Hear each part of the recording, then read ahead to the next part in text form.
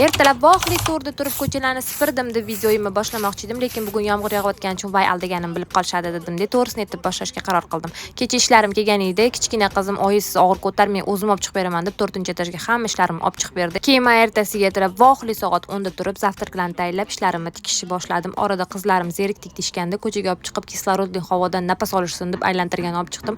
Shunaqa igrovoy apparatdan qizlarim bittada ikkita o'yinchoq o'zligiga yutib olishdi, men lekin 3 ta o'ynagan bo'lsam ham yutmadim. Shunda o'zimni qanaqa omadliligimni his qildim. Bugun erim qarindoshlar bilan gapimiz bor edi. So'nggi nafasimgacha boraymikin, bormaymikin deb o'ylab oxiri borishga qaror qildim. Keyin muzxonada 3 kun oldin qilgan xamirimni olib vatorushka qilib qo'ydim, chuchvara sho'rva solib qo'ydim. Mana shunaqa choylarni ham muzlatib qo'yganman, tayyor qilib bitta ichishlik qilib. Qo'limdagi taqir-tuqirlardan bilsanglar bo'ladiki, oxiri ketishimga yaqin vatorushka pishib chiqdi. Keyin men yugurib peshkom gapga yetib oldim. Mikrofonni hech kimga bermasdan gaplarimni tez-tez qimmatga sotib bo'lganimdan keyin uyga g'izillab qaytib kelib 50 ta zakazimni bitirishga tushdim. Yarim kechasi 12da bitirib, dazmollab, upakovka qilib bo'lgandan keyin telefon qilsam zakaz chiqdi. Voy bugun kerak emas, mayli dam so'ravering, ertaga berarsiz deb aytdilar.